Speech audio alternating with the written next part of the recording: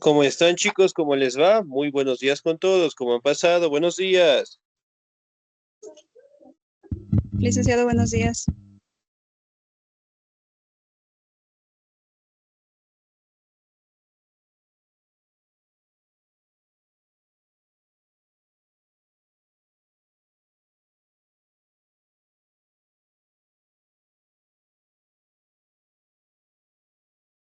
Buenos días, buenos días. ¿Cómo están, chicos? ¿Cómo les va? Un gustazo saludarles, esperando pues que se encuentren muy bien. No se olvidará, por favor, en este caso, ¿no? Revisar las clases grabadas, especialmente de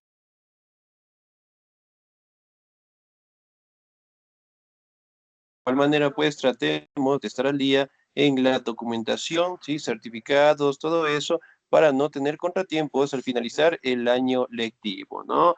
Muy bien, vamos a seguir avanzando, por favor, en nuestro contenido. Y el siguiente tema que nosotros vamos a revisar es acerca del neoliberalismo en Latinoamérica, ¿no? Que eventualmente destacan lo que son corrientes económicas que se han logrado o se han querido pues instalar dentro de Latinoamérica, ¿no? Y en la mayoría de los casos, obviamente, pues no se ha encontrado una economía estable y rentable, obviamente, para mejorar las condiciones de vida y obviamente pues que los países logren tener un mejor desarrollo, ¿sí? Bien, ya les comparto pantalla, por favor, ¿sí?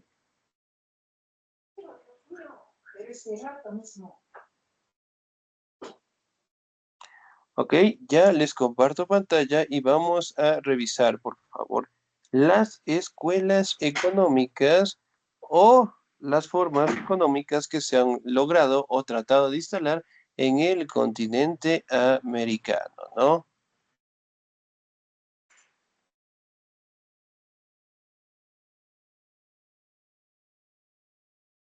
Ok, ¿me confirman, por favor? ¿Pueden ver mi pantalla? No, no se ve nada, Lice.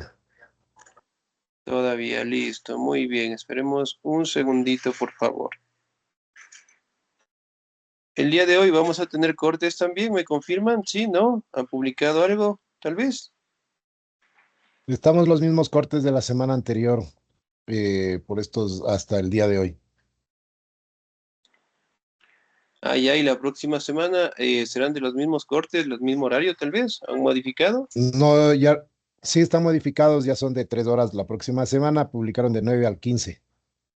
Ah, ya, ya, entonces ya han publicado. Excelente, muy bien. Por ese lado, pues, tenemos que cuidar también lo que son nuestros electrodomésticos, ¿no? Muy bien. El neoliberalismo en América Latina, ¿no? Que en este caso, pues, logramos identificar que son patrones económicos que se han logrado o han buscado, pues, una manera de instalarse dentro del continente americano, ¿no? Pero prácticamente la mayoría de estas formas económicas parten de las escuelas de economía, ¿no? Vamos a la diapositiva. ¿Me ayuda, por favor, el señor o la señorita? Muy bien, regáleme un segundito, por favor. ¿Me ayuda, por favor, el señor Juan Melo Corelia, por favor?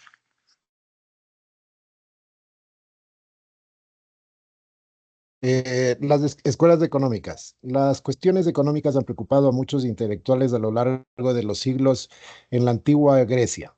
Aristóteles y Platón disertaron sobre los problemas relativos a la riqueza, la propiedad y el comercio. Durante la Edad Media predominaron las ideas de la Iglesia. Se impuso el derecho canónico, que condenaba la usura, el cobro de intereses abusivos a cambio de efectivo, y consideraba que el comercio era una actividad inferior a la agricultura. La economía, como ciencia moderna independiente de la filosofía y de la política. Data la publicación de la obra Investigación sobre la naturaleza y causas de la riqueza de las naciones, más conocido por el título abreviado de La riqueza de las naciones en 1776, del filósofo y economista escocés Adam Smith. Excelente, muy bien, 10, muchísimas gracias. Ahora, Si bien es cierto, las escuelas económicas directamente, ¿no? Tienen un origen directamente en la Edad Media, ¿no? Si bien es cierto, dentro de la Edad Media se tomaron lo que son ideas de pensadores de la antigua Grecia, en donde buscaban establecer los que son parámetros económicos dentro de un territorio, ¿no? Hablando de su riqueza, hablando de la propiedad privada, hablando de el comercio en general, ¿no? Mientras que obviamente para aquella época se tomó en cuenta el poder y el abuso que tenía la iglesia sobre la población en general, ¿no? Donde eventualmente creaban lo que son impuestos, los diezmos que los conocemos, y que obviamente era obligatorio para toda la población, ¿no? Eso directamente era una forma de ganar beneficios, de obtener recursos por parte de la iglesia en general, ¿no? Y además de ello, prácticamente en la Edad Media se establecía que el comercio era una actividad sumamente importante y más importante que la misma agricultura, ¿no? Si bien es cierto, aquí podemos hablar un poco del origen de la economía en general, pero sobre todo hablamos de la riqueza de las naciones que sobre todo en economía pues fueron plasmadas por el economista escocés Adam Smith, ¿no? Hablando de diferentes parámetros y de diferentes formas de obtener recursos de un país en general, ¿no? Bien, vamos a la siguiente diapositiva. Escuelas económicas. El mercantilismo y las especulaciones de los fisiócratas precedieron la economía clásica de Smith y sus seguidores del siglo XIX, ¿no? Ahora, si bien es cierto, una de las formas económicas dentro del siglo XX fue el mercantilismo, ¿no? Es decir, directamente la compra de recursos, de materiales preciosos, como el oro, la plata, y sobre todo, pues, el intercambio comercial entre los países. Ahora, vamos a determinar cuáles son los parámetros importantes del mercantilismo. ¿Me ayuda, por favor, la señorita Alba Jacinta, por favor? Sí, licenciado, buenos días. Mercantilismo. El desarrollo de los modernos nacionalismos a lo largo del siglo XIX desvió la atención de los pensadores de la época hacia cómo incrementar la riqueza y poder de los estados nacionales. La política económica que imperaba en aquella época, el mercantilismo, fomentaba el autoabastecimiento de las naciones. Esta doctrina económica imperó en Inglaterra y en el resto de Europa. Occidental desde el siglo XVI hasta el siglo XVIII. Los mercantilismos consideraban que la riqueza de una nación dependía de la cantidad de oro y plata que tuviese. Excelente, muy bien, 10, muchísimas gracias. Miren, por ejemplo, acá, el mercantilismo tuvo un origen en el siglo XVI y tuvo un crecimiento sumamente avanzado hasta el siglo XVIII, ¿no?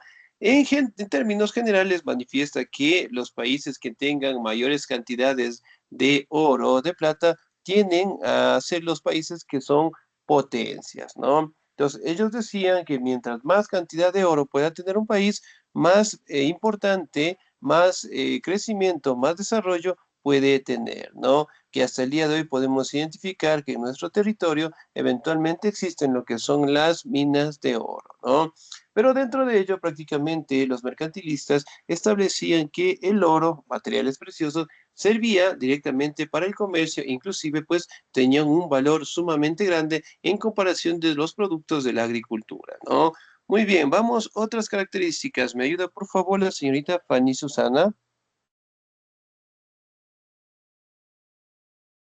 A ver, licencia.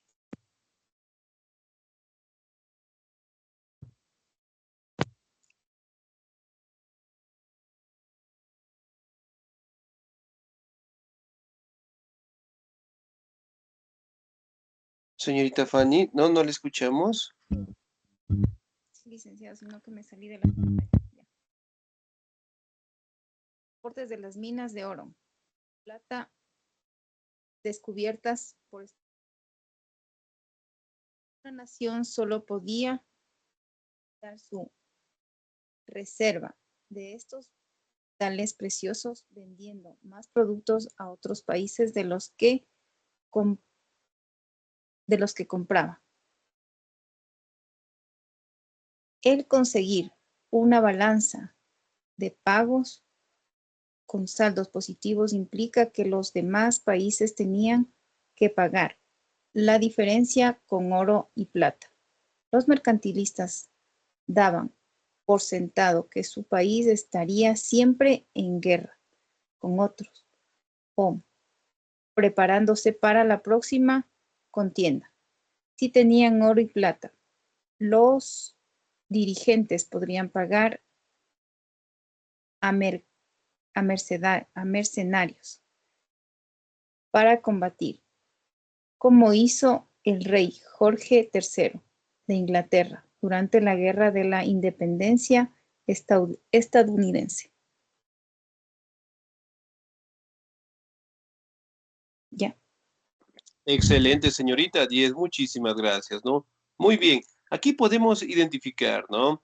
Que mientras un país pueda tener grandes cantidades de reservas de oro, eventualmente pueden servir como recursos, como formas de pago, y además de ello, en este caso, pueden directamente establecer lo que son convenios positivos al incrementar el valor de los materiales preciosos, ¿no? Como ustedes saben, hasta el día de hoy se establece el cuidado, la protección y la búsqueda directamente de oro dentro de todos los territorios en el mundo, ¿no? Por ende, los mercantilistas establecen que el gran desarrollo que puedan tener eventualmente destacan por el manejo, el control de los materiales preciosos, ¿no? Entonces, realmente enfocaron directamente en buscar estos recursos. Ahora, nos vamos a la escuela clásica. ¿Me ayuda, por favor, el señor o la señorita? ¿Me ayuda, por favor, el señor Sergio Rolando? ¿Estamos ahí?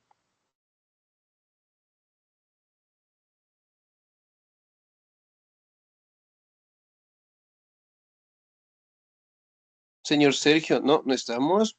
Listo, muy bien, sin nota. Señor José Lucas Calderón.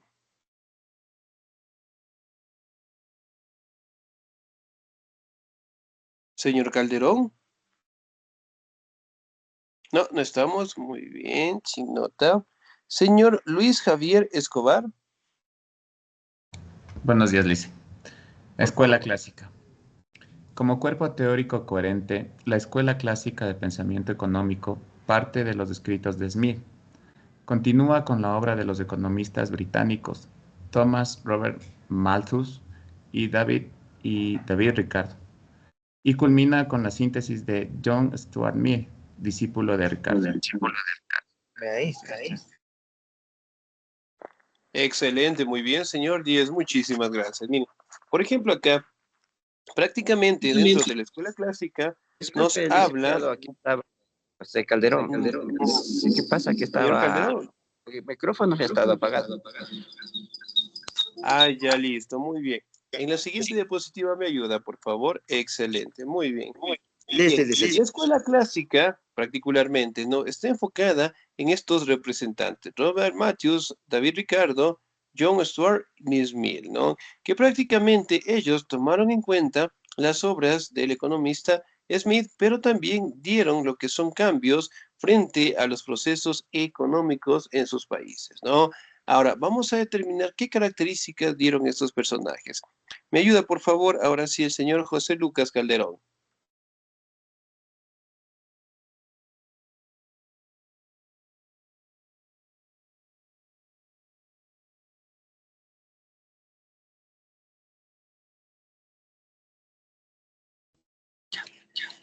Ya.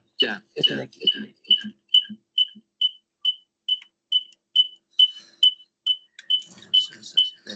Sácale ese que no se deja ver ahí. No veo aquí.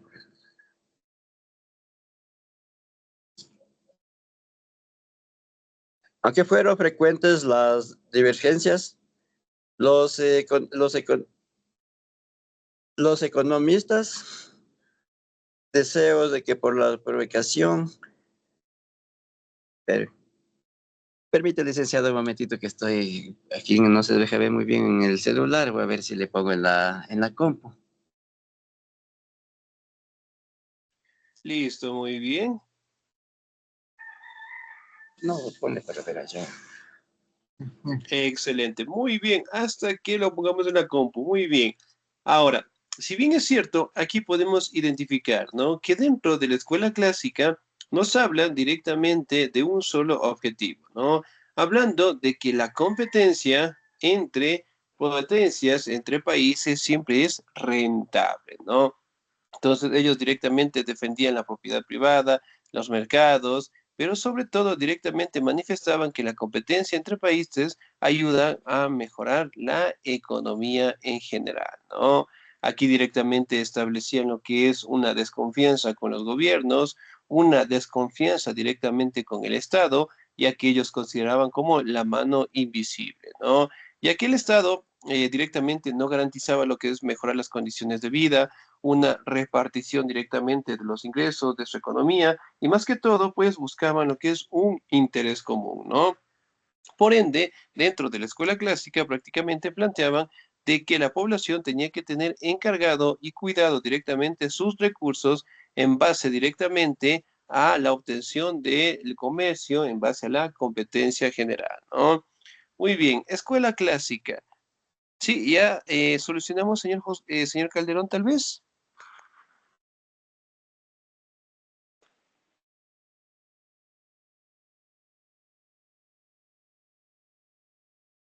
Sí, no, tal vez. Muy bien, seguimos solucionando. Ayúdame, por favor, el señor o la señorita.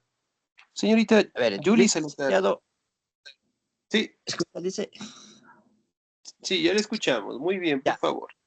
Defendía que era esencial permitir que los individuos intentaran alcanzar su propio bienestar como medio para aumentar la prosperidad de toda la sociedad. En el lado opuesto, Malthus, que es un conocido influyente, ha puesto ensayo sobre el principio de la población. En 1798 planteaba la nota pesimista de las escuelas clásicas al afirmar que las esperanzas de mayor prosperidad se escollarían contra la roca de de un excesivo crecimiento de la población.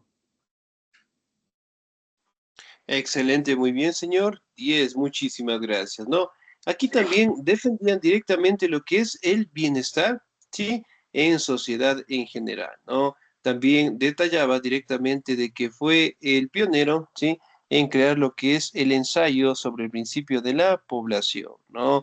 En donde eventualmente manifestaba que la población seguía pues en constante crecimiento y que eventualmente tendrían que establecer lo que son medidas en donde garanticen, ¿no? Un buen trabajo, garanticen mejorar las condiciones de vida, pero sobre todo directamente manifestaba que la población crece en una progresión aritmética, es decir, 2, 4, 6, 8, 10, mientras que por cada generación se multiplicaban, ¿no? Eso directamente atribuía que mientras más crece la población, más trabajos, más fuentes, más recursos directamente debe crear la sociedad, ¿no? Entonces, crear más actividades económicas, fortalecer su economía, tener más convenios con otros países, lo que garantizaría pues un crecimiento excelente tanto para su población como para la sociedad, ¿no? Otra de las escuelas económicas sumamente importantes fue el marxismo. ¿Me ayuda, por favor, el señor o la señorita? ¿Me ayuda, por favor, el señor Luis Javier Escobar? ¿Estamos ahí? Sí, Liz. Marxismo.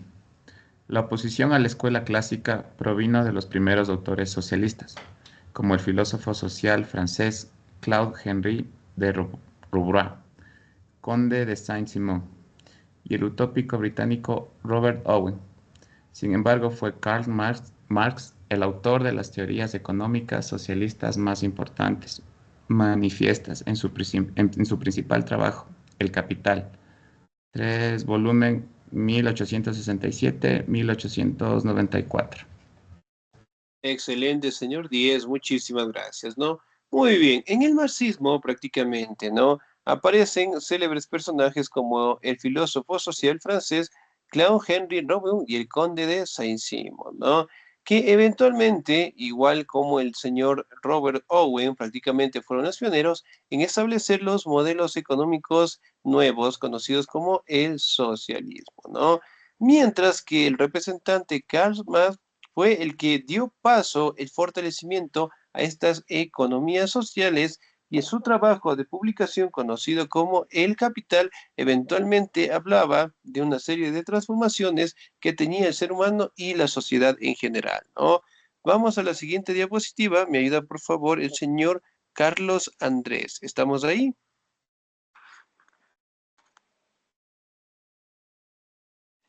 Sí, Señor, sí, sí, aquí por estoy. favor. Leo el marxismo, ¿verdad? Por favor. Ya. Para la perspectiva clásica del capitalismo, el marxismo representó una serie de recusación, lo que no dejaba de ser en algunos aspectos una variante de la temática clásica. Por ejemplo, Marx adoptó la teoría del valor trabajo de Ricardo. Con algunas matizaciones, Ricardo explicó que los precios eran consecuencias de la calidad de trabajo que se necesitaba para producir bien.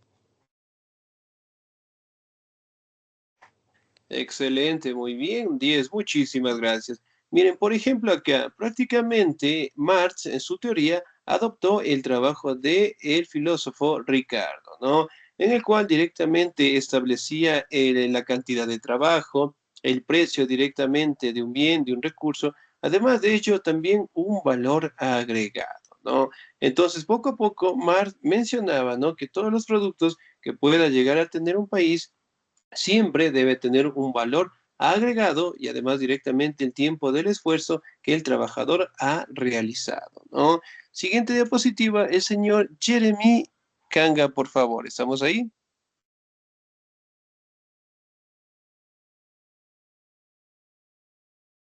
Señor Jeremy, no, muy bien, sin nota. Señorita Dayanara, por favor. ¿Estamos ahí? Sí, Licen, buenos días. Buenos días. Marxismo. Ricardo formuló esta teoría del valor para facilitar el análisis, de forma que se pudiera entender la diversidad de precios. Para Marx, la teoría del valor trabajo representaba la clave del modo de proceder del capitalismo, la causa de todos los abusos y de toda la explotación generada por un sistema injusto. Exiliado de Alemania, Marx pasó muchos años en Londres, donde vivió gracias a la ayuda de su amigo y su colaborador Friedrich Engels y a los ingresos derivados de sus contribuciones en la prensa. Desarrolló su extensa teoría en la biblioteca del Museo Británico. Excelente, muy bien, señorita, muchísimas gracias. Bien, por ejemplo, acá otra de las obras célebres que tuvo el señor Karl Marx fue crear lo que es el documento o la ampliación directamente de el trabajo, en donde prácticamente mencionaba la evolución que ha tenido el ser humano en las sociedades, los trabajos, y además de ello también hablaba del modo de producción, ¿no? Que son diferentes etapas económicas en las cuales los seres humanos, en este caso, hemos transitado, ¿no? Y el último, y bueno, y que es vigente hasta el día de hoy, es el capitalismo, ¿no? Entonces, él mencionaba que en este caso el capitalismo era un modelo económico no rentable, no viable, ya que directamente no repartía los recursos o los ingresos en un país de una manera equitativa, ¿sí? Mejorando las condiciones de vida de la población en general, sino más bien que todos los recursos pasaban directamente a pequeñas manos, ¿no? Por ende, él mencionaba de que un modelo para hacerle frente al capitalismo tendría que ser el socialismo, ¿no? Aquí también cabe mencionar que uno de sus mejores amigos, el señor Friedrich Engel, eventualmente pues fueron los que estuvieron directamente realizando estas obras de arte, de literatura, ¿no? De economía, hablando de lo que son la publicación de libros, en donde hablaban pues directamente de los recursos que debe tener un país, pero sobre todo los modos de producción en el cual el ser humano pues transitaba, ¿no? Además, directamente mencionaba que dentro del capitalismo se da lo que es la lucha de las clases sociales, ¿no? También se habla directamente de una explotación de las propiedades, sobre todo también destaca que los ingresos no son repartidos equitativamente y que la élite en general siempre contaba el control directamente tanto de los recursos como de los ingresos, sino más bien la población en general, ¿no? Por ende, él decía que el socialismo tendría que ser el modelo económico que ayude directamente a la sociedad y se libere del capitalismo, ¿no? Otra de las escuelas importantes es la escuela neoclásica. ¿Me ayuda, por favor,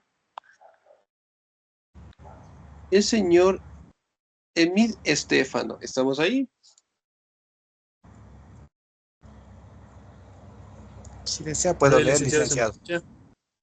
Por favor. Muy bien. Después me ayuda el señor Sergio, por favor. Escuela neoclásica. Escuela neoclásica. La economía clásica partía del principio de escasez como la muestra de la ley de rendimiento beneficente y la doctrina malthusiana sobre la población.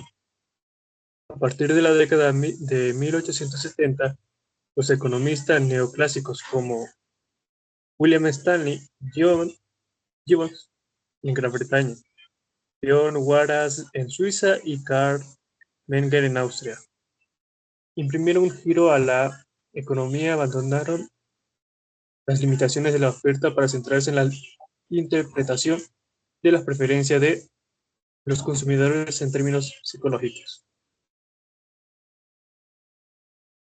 Excelente, muy bien, señor Díez, muchísimas gracias, ¿no? Aquí directamente en la escuela clásica que apareció entre los años 1870 por personajes como el señor Leon Wallace en Suiza, Kermanen en Austria, William Steining en Gran Bretaña, ¿no? Entonces ellos directamente establecieron lo que son los parámetros de los términos conocidos también como los consumidores, ¿no? Entonces ellos decían que mientras más consumidores pueden haber de un producto, mejor en este caso daría paso a que sus economías mejoraran, ¿no? Entonces la compra, la venta, el incremento directamente hacia un valor agregado, eventualmente daba un beneficio a la población y al Estado en general, ¿no? También mencionaba, en este caso, que las inversiones prácticamente son vitales dentro de su modelo económico. También mencionaba en este caso que obtener préstamos, pagarlos, cumplirlos, de igual manera pues daría una garantía para incrementar tanto los productos como directamente su exportación en general, ¿no? También hablábamos en este caso de un punto de equilibrio en la economía en donde eventualmente en base a los productos, en base a la comercialización, tranquilamente podría salir, ¿no? Los salarios directamente que representan a los trabajadores, también podemos establecer lo que son las horas extras que nosotros conocemos, eventualmente era un esfuerzo más del trabajador, ¿no? Por ende, ellos decían, cualquier trabajo que exceda su horario laboral eventualmente tendría que ser recompensado, ¿no? Y que obviamente pues garantizaría así el producto salga de la mejor manera y con eso pues lograr comercializarlo con todo el mundo. Otra de las economías rentables y más viables en este caso que se aparecieron o que tuvo un origen en 1930 fue la economía keynesiana, ¿no? En el cual decía directamente que al explotar los recursos que pueda llegar a tener un país, realmente permitirían pues tener un crecimiento, ¿no? Entonces, si un país directamente tenía bastante petróleo, podía directamente explotarlo, venderlo a los demás países y eso sería una fuente de ingresos sumamente rentable para ese país, ¿no? Y la última escuela económica en donde nos hablan directamente del fortalecimiento de sociedades es la economía analítica, ¿no? En la cual directamente se prevé estudiar lo que es el crecimiento de recursos, de territorios, de la compra y venta, en este caso de recursos extranjeros, como la exportación, la importación, ¿no? Entonces, aquí directamente establecen de que si nuestro producto, digamos, tiene un buen comercio, por decirlo así, los consumidores generalmente lo piden año a año, mes a mes, nosotros directamente podemos agendar lo que es un valor adicional, ¿no? pero obviamente cuidándonos de no caer directamente en un abuso económico, es decir, colocar sobreprecios, lo que permita espantar a los consumidores, ¿no? Por ende, eventualmente se decía en la economía analítica que siempre se debe prever directamente los errores que puedan llegar a pasar y además de ello siempre proyectarse hacia un futuro, ¿no? Entonces, como ustedes saben, la mayoría de las empresas siempre tienen lo que es un departamento administrativo en donde establecen, ¿no? Los ingresos, los egresos y además de ello lo que son proyecciones a futuro, ¿no? Pero también mantienen lo que es el estudio al margen de error. ¿Sí? Eventualmente, pues, cosas que podrían ocurrir de aquí a 10 a 20 años, pero sobre todo el tratar de que el producto se mantenga dentro del comercio interno y externo, ¿no? Bien, chicos, ¿alguna duda, alguna inquietud hasta ahí, por favor? No, licenciado, solamente que el capitalismo viene, aparte de ser, como usted lo dice, no exactamente al 100% para los trabajadores, sería un porcentual, por eso es que se crearon artículos y leyes para percibir las remuneraciones actuales. Excelente, muy bien. Mire, por ejemplo, en el caso del capitalismo que decía el señor Marx, él decía que el capitalismo generalmente es un beneficio solamente para pequeñas, o sea, para pequeños grupos de personas. Es decir, que todo el ingreso que podría tener una empresa o un territorio solamente pasaba directamente, lo que es al caso del presidente de la República y a la élite en general, ¿no? Entonces, él decía que los recursos no son repartidos equitativamente, pero con el pasar de los años nosotros hemos logrado visualizar que el capitalismo obviamente tiene sus ventajas, como también tiene sus desventajas, ¿no? Y de aquí, eventualmente se prevé que a 300, a 400 años después aparecería pues un nuevo modelo económico, ¿no? Pero obviamente para que tenga un crecimiento continuo tanto las empresas como la población en general. ¿Sí? Excelente. Muy bien, chicos. Nos